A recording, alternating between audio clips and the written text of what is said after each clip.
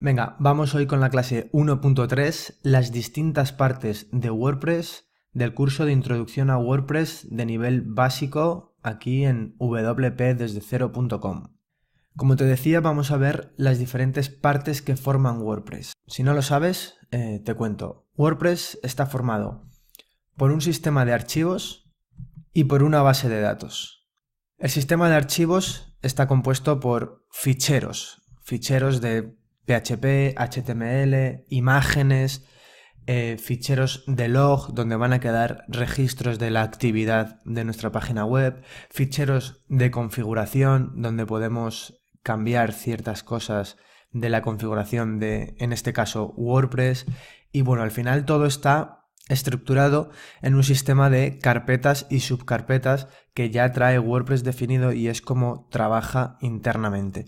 Pero no nos olvidemos que al final es un sistema de ficheros, una carpeta donde metemos diferentes archivos, como podrían ser tus documentos, por ejemplo, donde tienes diferentes carpetas y luego pues documentos, Excel, imágenes o lo que sea. Por otro lado, en la página web, en la base de datos, tenemos un sistema de tablas que trae WordPress por defecto, que es con las que WordPress trabaja. Es con la que los ficheros que hemos visto antes consultan a la base de datos. Por ejemplo, cuando quieres ver el listado de usuarios que tienes en tu WordPress, los archivos PHP que tienes en tu sistema de archivos, en la imagen sería aquí a la izquierda, van a ir a consultar a la base de datos y en concreto pues a la tabla que tienes abajo del todo que se llama wp/users. De esta manera hace que WordPress sea un sistema dinámico, ahora te pondré otro ejemplo, y hace que los cambios puedan perdurar en el tiempo. Por ejemplo, antes, cuando una página web era simplemente un fichero HTML, no interactuaba con una base de datos, podías hacer absolutamente todo. Pero ¿qué pasa? Que para hacer cualquier cambio, para hacer, por ejemplo, un cambio de un título, tienes que ir a abrir ese fichero HTML, como si fuese un documento de Word, abrirlo, modificar el título y volver a guardarlo. ¿Qué pasa? Que ahora este sistema nos permite, por un lado, tener acceso a esos datos que hay en la base de datos. WordPress desde el panel de control nos permite modificar los datos que hay en la base de datos. En este caso, por ejemplo, pues si queremos cambiar el título de una entrada o de un post, pues nosotros lo hacemos desde el panel de control, pero este lo que está haciendo es atacar a la tabla WP Post, modificar el título.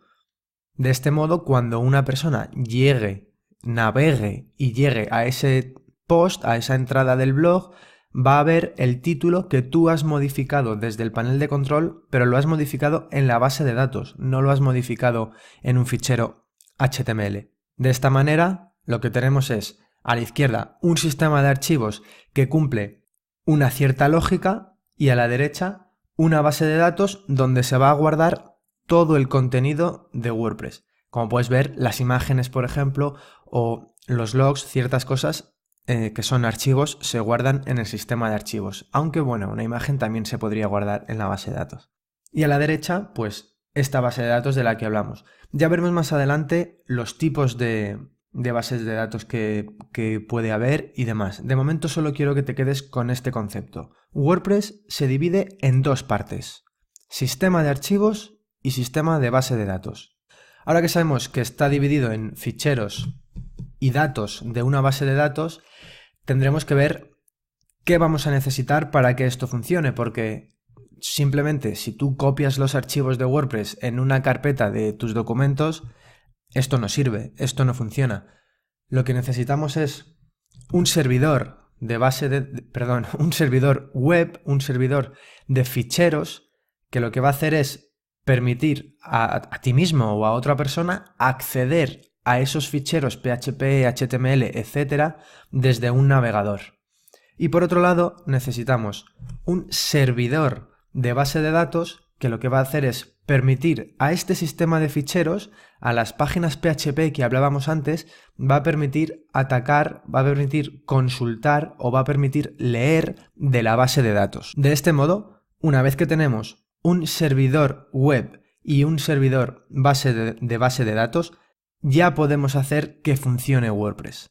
He querido llegar a este punto para, en la siguiente clase, contarte qué necesitamos para instalar WordPress. A la hora de ir a instalarlo en local, por ejemplo, en nuestro ordenador, o a la hora de querer contratar un servicio de hosting, un proveedor de alojamiento, qué requisitos vamos a tener que tener en cuenta para decidir si contratarlo o no. Resumiendo mucho esta clase, WordPress está formado por un sistema de ficheros y un sistema de base de datos, por lo tanto, los requisitos mínimos son un servidor web y un servidor de base de datos. Muchísimas gracias por haber estado ahí. Si tienes cualquier duda, por favor ponte en contacto conmigo, ya sea por correo, por la página de contacto de la web o dejando un comentario en el vídeo de YouTube, donde tú prefieras, pero no te quedes con dudas. Vamos a resolverlas, que como puedes ver estoy yendo muy despacito, conceptos muy concretos para que sea todo muy claro. Y bueno, más adelante iremos aumentando, por supuesto. Un saludo.